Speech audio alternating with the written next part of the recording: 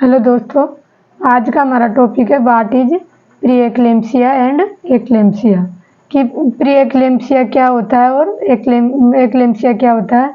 इस चीज़ को समझना हमको बेहद ज़रूरी है, क्योंकि ये प्रेगनेंसी का सबसे बड़ा एक तरह से सबसे बड़ा डिसऑर्डर माना जाता है।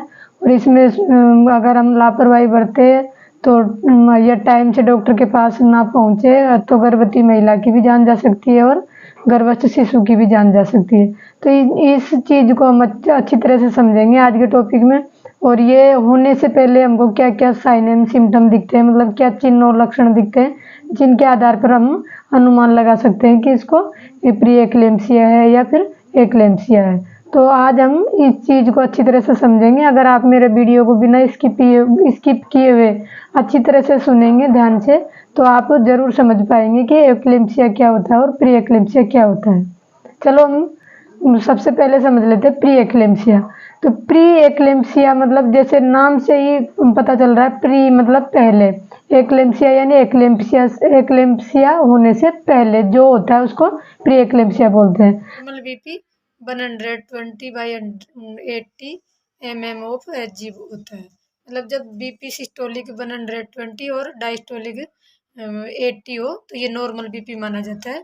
परंतु जब बीपी 120 से बढ़कर 130, 40 या 50 या 160, मतलब बीपी 120 से बढ़कर 160 तक जब हो जाता है, और डायस्टोलिक बीपी है जो 80 से बढ़कर 110 तक हो सकता है, 110 तक हो सकता है।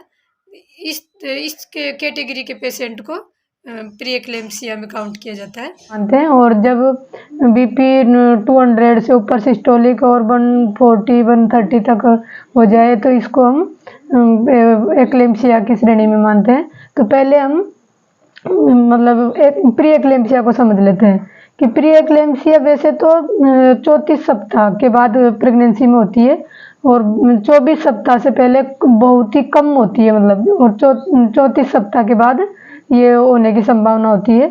तो और ये प्रथम ग्रेविडा में सबसे ज़्यादा होती है, मतलब जब पहली बार प्रेगनेंसी होती है जिस महिला को, उसमें ज़्यादा होने के चांस रहते हैं, क्योंकि महिला इस प्रथम गर्भवती होती है तो घबराई हुई भी रहती है, कई चिंताएं उसके मन में रहती है कि कैसे डिलीवरी होगी, कैसे बच्चा आएगा, कितना दर्द होता है, क्या क्या हो सकता है। तो ऐसे उसके दिमाग में कई बातें चलती रहती है, इसलिए बीपी बढ़ने का ज़्यादा चांस रहता है। तो प्रथम ग्रेविडा में ये सबसे ज़्यादा होती है।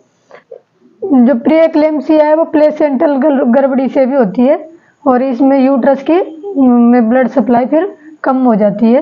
तो इस कारण से ये प्री एक्लेम्पसिया में शिशु की डेथ का भी संभावना होती है।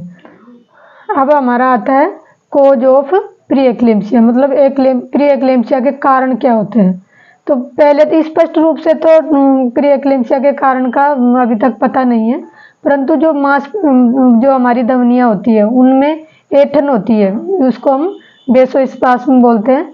इनके कारण जो आर्टरियाँ होती है हार्ट की, उन पर दबाव पड़ता है और उसका ब्लड प्रेशर बढ़ जाता है।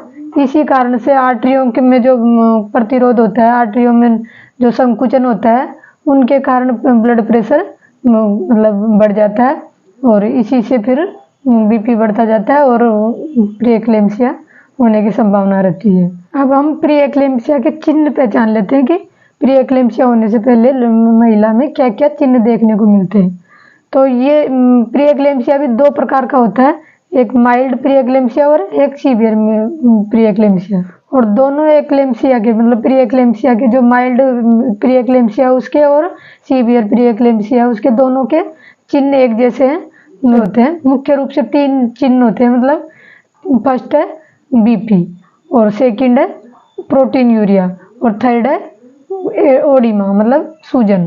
तो ये 3 मुख्य चिन्ह होते हैं जो महिला में प्री एक्लेम्पसिया में दिखते हैं। तो अब हम इसको समझ लेते हैं कि कितने माइल्ड जो प्री एक्लेम्पसिया होता है उसमें तो ये तीनों चीज़ की कितनी वो प्रेजेंट रहते हैं और सीवियर जो प्री एक्लेम्पसिया उसमें कितना प्रेजेंट रहते हैं। तो जो बीपी है सबसे पहले वो माइल्ड में तो रहता है 140 तो सिस्टोलिक और 90 तक डायस्टोलिक हो सकता है। और जो सीवियर एक्लेम्पसिया है प्री एक्लेम्पसिया उसमें 160 तो सिस्टोलिक और डायस्टोलिक हमारा 110 तक हो सकता है। फिर हमारा आता है प्रोटीनूरिया। तो जो माइल्ड जो प्री एक्लेम्पसिया है उसमें तो 0.5 ग्राम प्रति लीटर तक हो सकता है, और जो सीवियर प्री एक्लेम्पसिया उसमें 1 ग्राम प्रति लीटर तक यूरिन में हो सकता है। नेक्स्ट चिन्ह है ओडिमा। तो इसमें जो माइल्ड जो प्री एक्लेम्पसिया है इसमें तो केवल टखनों पर, जो हमारे पैरों में टखने होते हैं उनके पास ही ओडिमा होता है, सूजन होती है। और जो सीवियर प्री एक्लेम्पसिया है उसमें हाथ और चेहरों पर भी स्वेलिंग आ जाती है, ओडिमा आ जाती है। तो इस तरह से हम समझ जाएंगे कि ये माइल्ड जो है या फिर सीवियर प्री एक्लेम्पसिया है। एक्लेम्पसिया माइल्ड में ही लेडीज को तुरंत समझ जाना चाहिए, परंतु ये जांचों के द्वारा ही वो पता लग पाएगा कि ये माइल्ड जो प्री एक्लेम्पसिया महिला में आ चुका है। तो ये नॉर्मली जांचें तो डॉक्टर के पास अगर आप सलाह के लिए जाओगे तो वो तुरंत करवाते हैं, और अगर तुरंत उनकी ये जांच हो जाती है तो प्री एक्लेम्पसिया में ही इसका समाधान कर दिया जाता है, और ताकि वो एक्लेम्पसिया की स्टेज तक ना पहुंचे। क्योंकि प्री एक्लेम्पसिया का अगर अच्छी तरह से मैनेजमेंट नहीं होता है, अच्छी तरह टाइम से महिला को ट्रीटमेंट नहीं दिया जाता है, तो ही वो एक्लेम्पसिया में पहुंचने की संभावना होती है। क्योंकि अगर मैनेजमेंट प्री एक्लेम्पसिया में अच्छी तरह हो गया, टाइम से हो गया, तो वो एक्लेम्पसिया में नहीं पहुंचेगी। एक्लेम्पसिया में बीपी और ज़्यादा हाई हो जाता है, 200 सिस्टोलिक और 140 130 तक डायस्टोलिक हो जाता है। तो अगर बीपी का पहले से ही ट्रीटमेंट चलता रहता है तो कम संभावना होती है कि बीपी ट्रीटमेंट के बाद भी बढ़ता जाएगा। तो प्री एक्लेम्पसिया के तीनों साइन एंड सिम्टम चिन्ह साइन हमने समझ लिए हैं। तो ये दिखते ही महिला को तुरंत डॉक्टर के पास पहुंच जाना चाहिए, या फिर जैसे जांच करवा के कई महिलाएं घर पर चली जाती है कि नॉर्मल जांच है, कोई इतनी सी मात्रा बढ़ी हुई है तो इससे क्या होगा। तो महिला को तुरंत डॉक्टर के पास ले जाना चाहिए और डॉक्टर की सलाह लेनी चाहिए। डॉक्टर जो ट्रीटमेंट बताए उसको टाइम से टाइम लेनी चाहिए, और चिंताएं बिल्कुल छोड़ देनी चाहिए, ताकि ये बीपी और कंट्रोल हो सके। तो इस तरह से आपको प्री एक्लेम्पसिया समझ में आ गया होगा अच्छी तरह। अब हम समझ लेते हैं कि प्री एक्लेम्पसिया के क्या खतरे हैं, मतलब प्री एक्लेम्पसिया पर अगर हमने टाइम से ध्यान नहीं दिया तो क्या हो सकता है। तो इसमें सबसे पहला खतरा है कि शिशु की वृद्धि वहीं पे रुक जाएगी, क्योंकि ब्लड सप्लाई कम पहुंचेगी तो वृद्धि रुक जाएगी। और सेकंड है कि अगर बच्चे की जरूरी नहीं है वृद्धि रुके, क्योंकि ब्लड सप्लाई अगर ज़्यादा कम हो गई तो बच्चे की इंट्रायूटेराइन डेथ भी हो सकती है, मतलब अंदर ही बच्चे की डेथ भी हो सकती है। तो ये मतलब मेन इसके खतरे हैं, इसलिए इस प्री एक्लेम्पसिया में बिल्कुल भी लापरवाही नहीं करनी चाहिए और तुरंत डॉक्टर की सलाह को मानना चाहिए। अब हमारा आता है एक्लेम्पसिया। तो एक्लेम्पसिया मतलब जो प्री एक्लेम्पसिया उसकी ही बिगड़ी हुई अवस्था को बोलते हैं, मतलब जो प्री एक्लेम्पसिया ही इसमें एक्लेम्पसिया में चेंज हो जाता है। अगर प्री एक्लेम्पसिया का सही टाइम पर और सही तरह से मैनेजमेंट नहीं किया गया या सही ट्रीटमेंट का पालन नहीं किया गया तो फिर ये एक्लेम्पसिया में चेंज हो जाता है।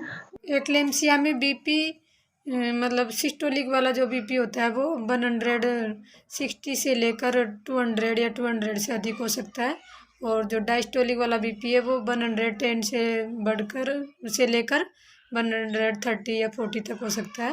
इस वाले कैटेगरी वाले पेशेंट को एक्लेम्पसिया में काउंट करते हैं कि इतना बीपी हो गया तो ये एक्लेम्पसिया वाला पेशेंट है। और इसमें जो प्री एक्लेम्पसिया के जितने भी चिन्ह हैं वो तो दिखाई देते हैं, साथ में दौरे भी आ सकते हैं। जो एक्लेम्पसिया होता है वो 20% तो प्रसव से पूर्व देखने को मिलता है, मतलब जो जैसे वैसे तो प्री एक्लेम्पसिया जैसे 500 महिला प्रेग्नेंट है तो उनमें से एक को होता है, या प्री एक्लेम्पसिया बोलो चाहे एक्लेम्पसिया दोनों ही एक को होता है।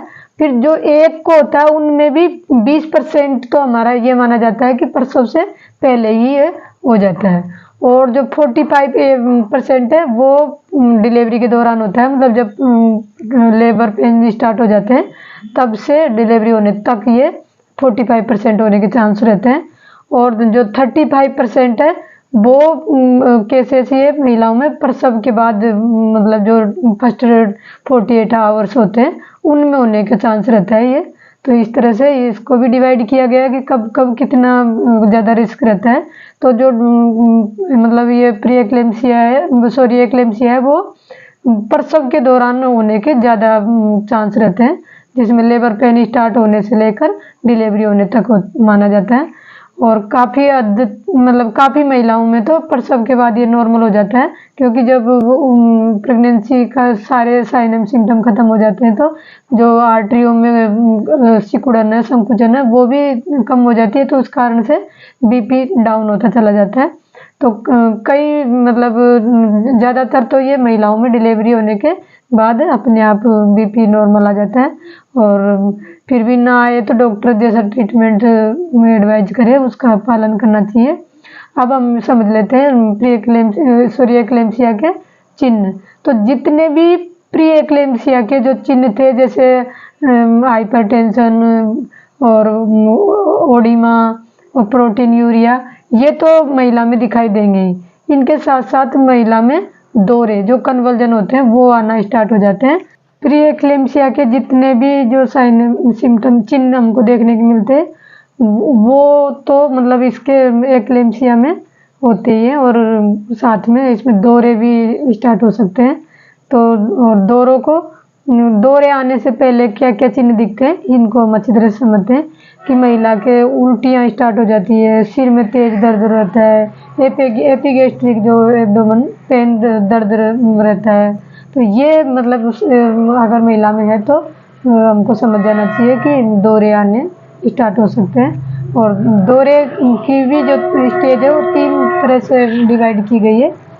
पहली है हमारी पूर्व सूचक स्टेज, मतलब इसमें जो दौरे आने से पहले क्या क्या सूचना एक तरह से देखने को मिलती है। तो इसमें महिला 10 से 20 सेकंड तक बेहोश रहती है। और आंखें एक साइड ऊपर की साइड फिक्स हो जाती है, और जो सिर है हमारा एक साइड में तन जाता है, मतलब, और जो मांसपेशियां है उनमें भी ऐंठन हो जाती है। तो इसको हम पूर्व सूचक बोलते हैं कि दौरे आने की सूचना हो चुकी है, मतलब एक तरह से दौरे आने की प्रथम स्टेज आ चुकी है। अब हमारा आता है टोनिक स्टेज। तो टोनिक स्टेज भी 10 से 20 सेकंड तक रहती है, और परंतु इसमें पूरी बॉडी की जो पेशियाँ होती है उनमें ऐंठन आ जाती है, जबकि पूर्व सूचक स्टेज होती है उसमें ओनली फेस की पेशियों पर ऐंठन आती है, और जो टोनिक स्टेज है इसमें पूरी बॉडी की पेशियों में ऐंठन आ जाती है और पेशेंट मुड़ जाता है। जो महिला होती है वो ओपिस्थोटोनिक कंडीशन में मुड़ जाती है, क्योंकि जो ये हमारा डायफ्राम होता है यहाँ से ऐंठन स्टार्ट होती है महिला के, तो उसको सांस लेने में भी प्रॉब्लम रहती है, इसलिए वो ओपिस्थोटोनिस की स्थिति में मुड़ जाता है। और महिला में नीलापन हो जाता है, क्योंकि ऑक्सीजन की कमी हो जाती है, इसके कारण महिला नीली सी पड़ चुकी होती है। और महिला के दांत भी इसमें तंग रूप से तन जाते हैं। इस तरह से मतलब ये हमारी जो टोनिक स्टेज होती है इसमें ये चिन्ह देखने को मिलते हैं। और अगली हमारी जो स्टेज है वो है क्लोनिक स्टेज, ऐंठन युक्त अवस्था।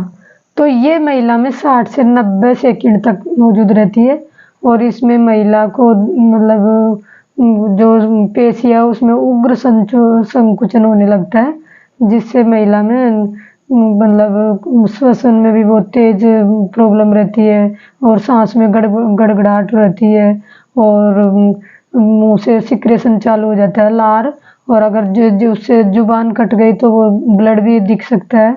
और इतनी पेशियों में इतनी ज़्यादा संकुचन होता है कि महिला उससे पलंग से गिर भी सकती है, और महिला बिल्कुल बेहोश हो चुकी होती है।